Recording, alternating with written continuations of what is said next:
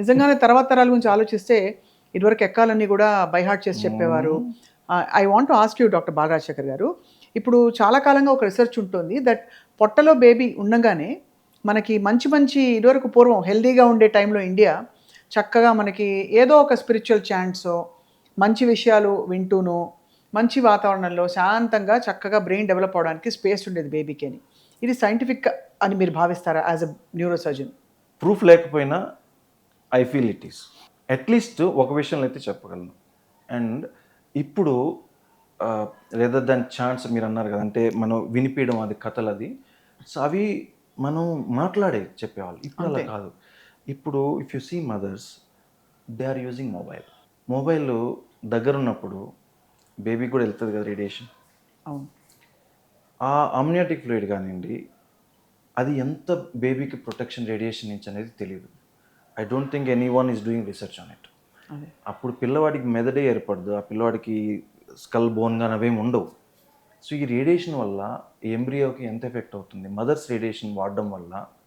అంటే mother phone వాడడం తప్పని అన్ను, మదర్ ఉపయోగించడం వల్ల పిల్లవాడికి ఏమైనా ఎఫెక్ట్ అవుతుందా, పిల్లవాడికి కానీ పాపకు కానీ లోపల ఎంబ్రియోకి ఏమైనా ఎఫెక్ట్ అవుతుందా, we don't know.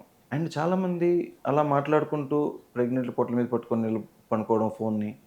So it's like రిసీవరే కదా, రేడియేషన్ అయ్యో, రిసీవరే అది కదా. అది బియాండ్ డౌట్ ప్రూవ్ అయిపోతుందండి. ఇప్పుడు మనకి మీటర్స్ కూడా వచ్చేసాయి to measure the kind of radiation that's being. So అది అసలు ఏర్పడిన బోన్ మీద, ఏర్పడిన బ్రెయిన్ మీద ఎంత ఎఫెక్ట్ చూపిస్తా ఎంత ఉంది. బుజ్జి తలకాయలండి, ఇంత ఇంత చిన్న బేబీ అసలు అందులో వాళ్ళ ఫామ్ బోన్ కూడా అవుతున్నప్పుడు. ఉండదు. సో వాళ్ళ మీద ఈ రేడియేషన్ ఎఫెక్ట్స్ ఏంటి, వీ డోంట్ నో. అంటే మొబైల్ తప్పని, ఇది కాంట్రవర్షియల్ టాపిక్. లేదండి, ఇన్ఫాక్ట్ వెస్ట్లో మీకు తెలుసు మైక్రోవేవ్ ముందు కూడా నిలబడకూడదు అంటారు. లైక్ ఈ కౌంటర్ లెవెల్లో ఉంటుంది కదా, పొట్ట ఇలా ఉంటుంది కదా, ప్రెగ్నెంట్ పొట్ట మైక్రోవేవ్ ముందు వద్దంటున్నారు yes, that's true. For a long time That's in fact true. Way. That's true. So అంటే ఇవన్నీ రేడియేషన్స్ బ్రెయిన్ డెవలప్మెంట్ మీద ఎఫెక్ట్ పడడం అంతా ఇది 100% రైట్. అని there is no study for that, but లాజికల్గా ఆలోచిస్తే that is true. It's correct. So I hope that ప్రేక్షకులు చూస్తూ చూస్తూ ఇప్పుడు పిల్లలు జాంబీలుగా తయారవుతున్న వాళ్ళకి ఏదో ఒక విధమైన మనకు అవి ఉంటాయి కదండి, కుమాను మ్యాథ్, పిల్లలకి కొంచెం ఎక్కువ ఫాస్ట్ మ్యాథ్ చేయడం, ఫాస్ట్గా బ్రెయిన్ ప్రాసెస్ చేసేలాంటి పజిల్స్ ఇవ్వడం, ఇవన్నీ చేస్తే ఎంత బాగుంటుంది అనిపిస్తుంది. Teach them to go slow. ఓపిక, అటెన్షన్ స్పాన్. ఒక మ్యాథ్స్ లెక్క ప్రాబ్లమ్ సాల్వ్ చేయాలంటే లాజిక్ అప్లై చేయాలి. You have to solve it. And human brain is not like a brain. A అంటే మీరు ఇచ్చిన వెంటనే it comes with answer. So ఇప్పుడు పేరెంట్స్కి ఓపిక ఉండలేదు స్టూడెంట్స్ కంటే. ఒక రెండు నిమిషాల్లో కూడా ఆన్సర్ చెప్పకపోతే కొట్టడమని, ఎందుకు ఆన్సర్ చెప్పట్లేదు, నువ్వు కాన్సన్ట్రేట్ చేయట్లేదని. సో లెర్నింగ్ స్టేజ్లో పేషెన్స్ కావాలి. He should learn. ఒకసారి నేర్చుకున్న తర్వాత it speeds up. So attention span అంటే ఎంతసేపు కాన్సన్ట్రేషన్గా ఉండాలి. సో ఒక దాని మీద ధ్యాస పెట్టాలి, ఒకే దాని మీద ధ్యాస పెట్టాలి. సో అంటే పురాతన కాలంలో అష్టావధానం శతావధానం ఇవన్నీ చేసేవాళ్ళు, but that is a different entity all together. They were able to concentrate on 1000 things. It's not like ఇప్పుడు రీల్స్లో మనం ఒకదాని మీద కాన్సన్ట్రేషన్ పెట్టలేదు, అట్లా రీల్స్ చేసుకుంటూ పోతూ ఉంటారు. అటెన్షన్ స్పానే ఉండదు. 3 seconds అట ఇప్పుడు. వాడు ఏం చెప్పాడో నెక్స్ట్ రీల్ చూసినప్పుడు మర్చిపోతాం. So we cannot compare this to the previous things. So attention span పెంచడం, అసలు కూర్చోగలగాలి పిల్లవాడు, కూర్చొని వినగలగాలి, దాని గురించి ఆలోచించగలగాలి, ఒక విషయానికి ఒక 10 సొల్యూషన్స్ వాళ్ళు తీయగలగాలి మెదడులో. సో వీటన్నిటికి టైం పడుతుంది. We have to understand kids. బాగా అట్లా నిదానంగా ఉండేవాడిని వీటి ముద్దోడు అంటారు, ఫాస్ట్గా ఉండేవాడిని ఏమో అసలు వీడు కూర్చోడు తిరుగుతూనే ఉంటాడు అంటారు. సో మనకి మన స్పెక్ట్రమ్ మారిపోయిందండి ఇప్పుడు. Normalcy spectrum has changed. Definitely we have very different challenges now ఈ జనరేషన్లో అనిపిస్తుంది. పిల్లల్ని చూస్తే అప్పుడప్పుడు జాలి కూడా అనిపిస్తుంది పాపం. They are having to go through so many things. I think a generation ahead, like, when I grew up, times were easier. అన్ని చాయిసెస్ లేవు, అంత ప్రెషర్ లేదు, ఏదో చదువుకుని పాస్ అయితే కూడా హ్యాపీ అనే పరిస్థితిలో ఉండేవారు. అక్కడి నుంచి ఏదో సంగీతమో ఒక హాబీ ఉండేది ఇంట్లో, డాన్సో సంగీతం ఆడపిల్లలైతే, మగపిల్లలైతే ఇంకోటి ఏదో అందరూ కూర్చొని మాట్లాడుకునే వాళ్ళు. ఇప్పుడు మాటలు లేవు. అండ్ మెంటల్ హెల్త్, పిల్లల్లో మెంటల్ హెల్త్ బాగా డిస్టర్బ్ అవుతా ఉంది. అదే, and brain is the first door to the entire world కదండి. అండ్ స్పైన్ ఇష్యూస్ మీరు అసలు నమ్మరు. అంటే మనకి వీఆర్ నోన్ ఫర్ ఎండోస్కోప్. మనకి యశోదలో 12 ఏళ్ళ పాప, ఇంత పెద్ద డిస్క్ పెయిన్, నడవలేకపోతుంది, స్కూల్కి వెళ్ళలేకపోతుంది, 12 ఏళ్ళ పాప. బాబా. సో ఆ పాపను చూసి మా పాప కళ్ళ ముందు కదిలింది. మా పాప వయసు పాపకి how can we advise surgery? పాపం కాంప్రమైజ్ అయిపోతుంది quality of life. So reasons మళ్ళీ again the same life style change, obesity, childhood obesity, lack of strength. వాళ్ళు చిన్నప్పటి నుంచి ఆటలు ఆడట్లా, ఇంట్లో కూర్చొని వీడియో గేమ్స్ ఆడుతున్నారు. వీడియో గేమ్స్ ఆడేటప్పుడు it is not giving actual strength to them. అంతే కదా. ఫిజికల్ స్ట్రెంగ్త్ లేదు, సిట్టింగ్ అండ్ కూర్చున్న వాళ్ళు గమని కూర్చోరు కదా. పిల్లలకి ఆ వయసులో ఆకలి ఎక్కువ అవుతుంది, తింటూ ఉంటారు, జంక్, ఒబేసిటీ. సో ఇవన్నీ కలిపి 12, 13 ఇయర్స్, 14 ఇయర్స్, 15 ఇయర్స్ కూడా మనం డిస్క్స్ అనేవి చూడడం జరుగుతుంది. అండ్ 20-25 ఇయర్స్ పిల్లలకు కూడా ఈ మధ్య నేను సర్జికల్ చేసే వాళ్ళలో 20-25 ఇయర్స్ ఏజ్ మధ్య ఉండే పిల్లలు చాలామంది ఉన్నారు. 20-25 ఇయర్స్కి మనకి ఒకటి ఎండోస్కోపీ అనేది రియల్లీ గుడ్. అంటే వీళ్ళలో స్కార్ ఉండదు, బోన్ కట్ చేయము, జస్ట్ డిస్క్ ప్రొలాప్స్ అనేది తీసేసి అండ్ దే ఆర్ గోయింగ్, అంటే వాళ్ళ వర్క్ అనేది ఫాస్ట్గా వాళ్ళ వర్క్ బ్యాక్ వెళ్తున్నారు.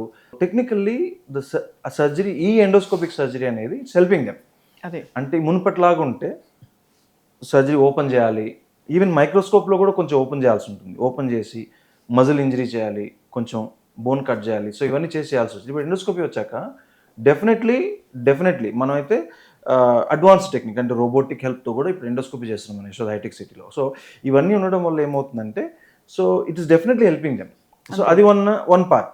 అసలు ఇట్లాంటి వల్ల ఆపరేట్ చేయాల్సి వస్తుంది అనేది అది ఇంకొక సాడ్ పార్ట్. అంటే మనకి టెక్నిక్స్ వచ్చినప్పటికీ కూడా ఎందుకు ఇంత చిన్న వయసులో ఇలాంటి సమస్యలు వస్తున్నాయి? ఎందుకు 12 ఏళ్ల పిల్లకి డిస్క్ ప్రొలాప్స్ వచ్చిందంటే L4, L5 ఇష్యూ. అప్పుడు చిన్నప్పుడు మా టైంలో మనం ఆడుకునేటప్పుడు బ్యాక్ ప్రాబ్లమ్స్ వేరేగా ఉండేవి.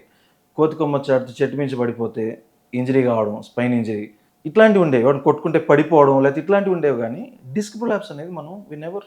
Yes. So coming to that, ఇప్పుడు ఎర్గోనామిక్స్ చాలా పెద్ద ఇష్యూగా మారింది.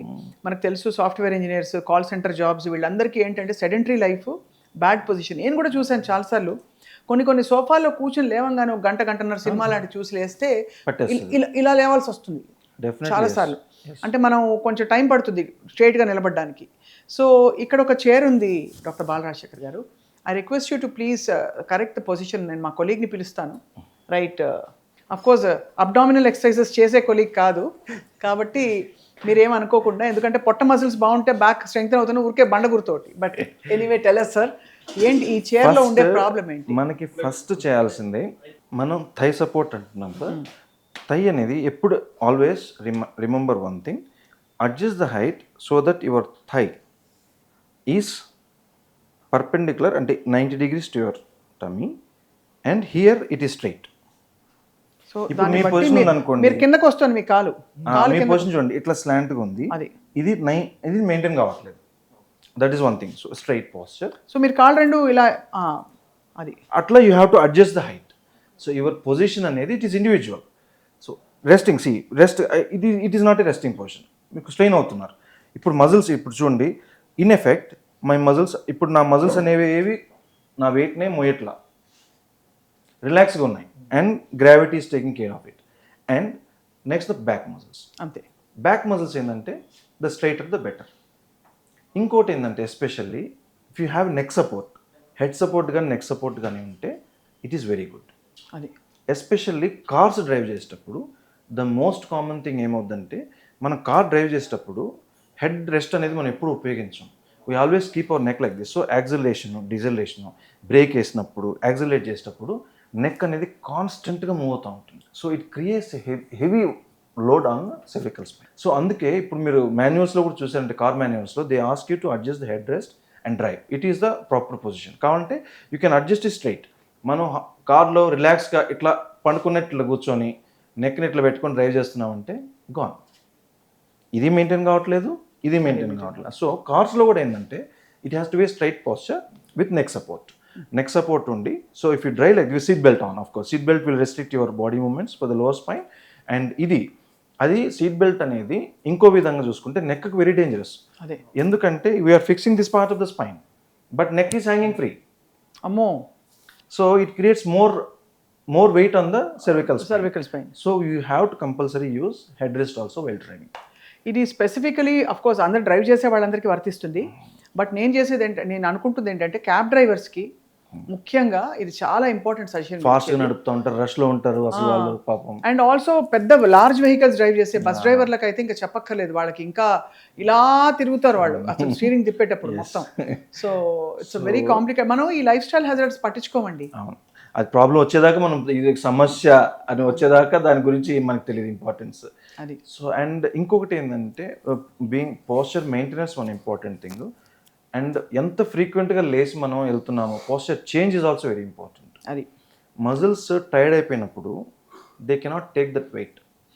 ఆ వెయిట్ తీసుకున్నప్పుడు డెఫినెట్గా వెయిట్ అనేది స్పైన్ కార్డ్ మీద డిస్క్స్ మీద పడి వీ గెట్ ప్రొలాప్స్ వస్తూ ఉంటుంది. So get out of chair every 45 minutes 1 hour when ever it is feasible. But లేచి నడచు ఒక 5 minutes నడవండి, లేకపోతే కాల్స్ ఉంటే నడుస్తూనే మాట్లాడండి. సో అండ్ ఆఫీస్లో కూర్చొని neck exercise simple neck movements shoulder movements అవన్నీ చేసుకుంటా ఉంటే so you will not have that problem. అదే నేను కూడా ఓపీలో long standing sometimes we see 50-60 patients. అప్పుడు 3-4 hours కాన్స్టెంట్గా కూర్చోవాలంటే నాకు ఇబ్బంది. నేనేం చేస్తానంటే పేషెంట్ లేచినప్పుడు ఆయనతో పాటు బయట దాకా వెళ్ళి మళ్ళీ వస్తాను. సో దట్ మీకు ఆ hazards occupation at least I will not be like 3-4 hours కూర్చోవడం అనేది నాట్ లాజికల్.